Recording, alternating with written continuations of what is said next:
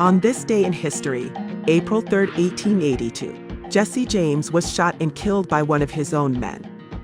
His transformation from his days as a Confederate soldier to his rise as a notorious outlaw made Jesse James one of the most notorious figures of the Wild West era, known for his daring bank robberies, train heists, and gunfights. Jesse James was born on September 5, 1847, in Clay County, Missouri. He was the son of a Baptist minister, and his family owned a farm in the area.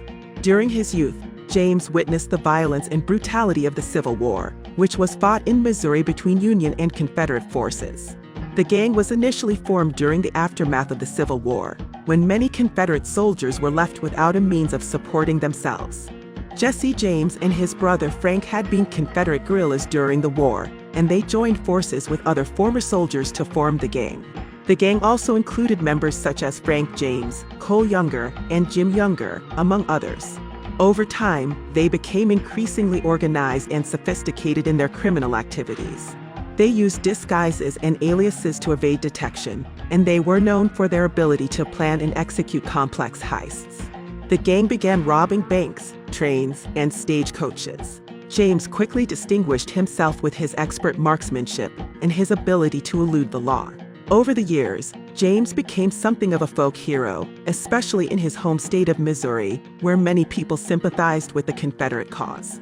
However, his crimes also brought him many enemies, including law enforcement officials and rival gangs. In 1876, James and his gang pulled off what is perhaps their most famous robbery: the holdup of the First National Bank in Northfield, Minnesota. The robbery went awry, however, and several members of the gang were killed or captured. James and his brother Frank managed to escape, but the incident marked the beginning of the end for the James Younger gang. In the years that followed, James tried to keep a low profile, but he continued to rob banks and trains with a smaller group of followers. He also became increasingly paranoid and suspicious, believing that his former associates were plotting against him. It was this paranoia that ultimately led to his downfall. On April 3, 1882, James was at home in St. Joseph, Missouri, when a member of his gang named Robert Ford shot him in the back of the head. Ford and his brother Charlie had joined the gang in the hopes of capturing James and claiming the reward money that had been offered for his capture. However, when Ford realized that James was becoming increasingly suspicious of him, he decided to kill him instead. After James' death, Ford and his brother were hailed as heroes by some and reviled as traitors by others. They were eventually arrested and tried for James' murder, but were granted a pardon by Missouri Governor Thomas Crittenden. Despite their pardon, the Ford brothers were never able to escape the stigma of their betrayal, and both men were eventually killed in separate incidents. However, the legacy of Jesse James is complex and controversial. Some people view him as a heroic figure who fought against oppressive forces, while others see him as a ruthless criminal who caused harm to innocent people.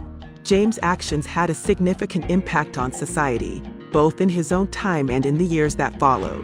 One of the most significant long-term effects of James' actions was the way they shaped perceptions of law enforcement and criminal justice in the American West.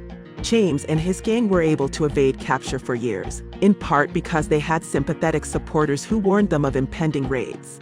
This led to a perception that law enforcement officials were corrupt or incompetent, and that justice could only be achieved through vigilantism or individual action.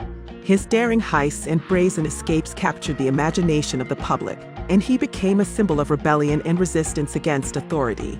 James played a major role in shaping the myth of the Wild West, which still resonates in American popular culture today.